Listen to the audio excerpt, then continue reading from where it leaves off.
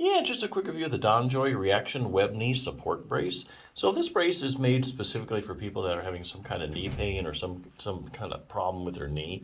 And the idea here is that you put on the brace and it supports the joint, also helps support the muscles, the soft tissues around the knee, and it restricts your knee motion a certain amount. So that way your knee has a chance to rest and recover and doesn't get so overstressed as you're doing various things. So a few points about this particular brace. It does have this web kind of design that they call it, and that's supposed to be able to absorb shock. So if you do a lot of jumping activities, this might be a good choice.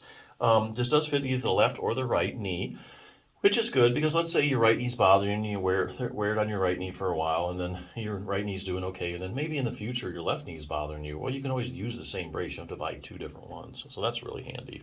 The other thing is to know is that this brace is made of 85% nylon. Nylon is a very durable material, one of the most durable materials, so I would actually expect this brace to last quite a while since 85% of it is nylon.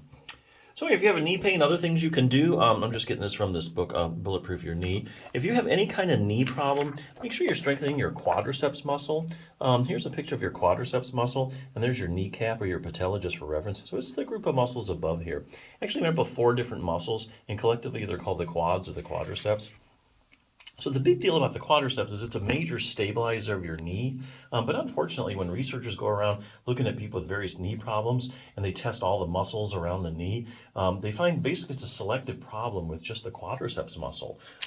So for instance, knee swelling in the quadriceps, here's another study demonstrated that even if you have as little as 20 milliliters of fluid in your knee, and that's just over a tablespoon, it's enough to decrease the strength of your quadriceps muscle. It doesn't really affect any of the other muscles, mainly just the quadriceps muscle. So if you have any kind of chronic or long-term swelling, just know that your quadriceps is probably a little weaker than it should be. Knee injuries in the quadriceps, and researchers look at people that have had knee surgery where they opened up the knee joint or maybe fractures around the knee, like the tibia. They find quadriceps weakness. Ligament problems in the quadriceps. So anterior cruciate ligament, also known as your ACL. You've heard of football players tearing their ACL. Look at this one. One study looked at people that completely ruptured their ACL. Research found that strength of the quadriceps muscle injured leg was decreased by 25 to 30%. So here again, you're taking a muscle that's the main stabilizer of your knee, and you're knocking down its strength over a quarter, 25 to 30%. I mean, it's going to be hard to get better and get pain-free if you don't strengthen your quads. Same thing with the posterior cruciate ligament, medial collateral ligament, knee pain in the quadriceps. If you've had like long-term knee pain, you probably have some quadriceps weakness. Now here's a good one, knee arthritis in the quadriceps. So if you Google like knee arthritis and the quadriceps muscle, you're going to find basically it's super consistent in the research. If you take a group of people with knee arthritis and you muscle test their quads, muscles actually all the knees around it, the muscles around the knee, you're going to find that is basically they kind of go hand in hand, knee arthritis and quadriceps weakness. Not so much the hamstrings or the other muscles, mainly the quadriceps. Likewise, there are randomized controlled trials showing that if you take a bunch of people with knee arthritis and you strengthen just their quadriceps muscle, that the knee pain starts to go away.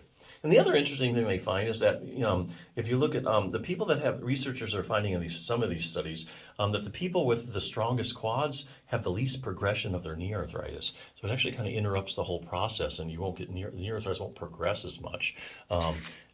Here you go, patellofemoral pain syndrome in the quadriceps. This list goes on and on. If you have any kind of knee problem, make sure that you do at least one exercise for your quadriceps muscle. Fine-tune control over your knee. Here they're talking about the hip muscles. Sometimes you have really bad knee pain, and there's no problem at all with your knee, but the problem is up at the hip. So classic cases like iliotibial band syndrome, take a group of people with iliotibial band syndrome and you muscle test their hip muscles. You find their hip abductors are extremely weak, or a lot weaker than they should be. Your hip abductors keeps your pelvis level as you're walking and taking a step. Also brings your leg out to the side. So here again, randomized controlled trials showing if you take a group of people, with iliotibial band syndrome and you strengthen their hip abductors, iliotibial band syndrome starts to go away. So isn't that interesting? Other things you can do, optimize knee flexibility. We all know that your knee needs to be able to bend and straighten sufficiently. A lot of people don't know is that your knee actually rotates. So about the last 10 to 15 degrees of extension or you kicking your leg out, your knee has to rotate. It actually rotates. So here's a test that you can do to see if you have that accessory motion. And you need that accessory motion, to have a normally functioning knee, which you can stretch out. Last thing, increased dynamic knee stability. Here they're talking about proprioception. So proprioception is your position sense. So basically, if I was to turn the lights out all of a sudden, you'd probably be able to tell me whether your knee is bent or straight. That's because you have receptors in the joint and the soft tissues around your knee, constantly giving your brain feedback as to where your knee is in space. And that's your proprioception. And what they're finding, research, when they go around to people with various knee problems and they test their proprioception, they find it just isn't what it should be. So that's something else that you can improve upon to have a fully functioning knee. But anyway, hey, nothing's as quick as putting on a brace and get that instant support. A lot of people report that pain starts to go away right away. So it's a good knee brace. Check it out.